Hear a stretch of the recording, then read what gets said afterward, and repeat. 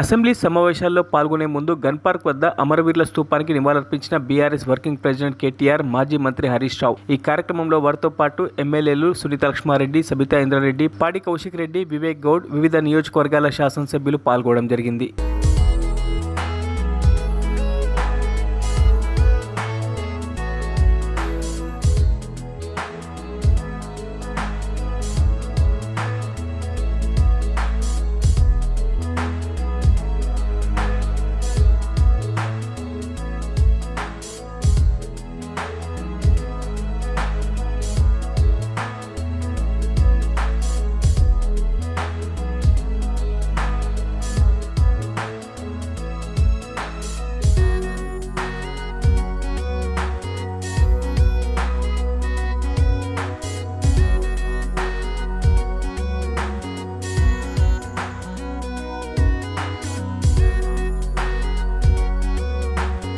మరిన్ని అప్డేట్స్ కోసం మా ఛానల్ని సబ్స్క్రైబ్ చేయండి.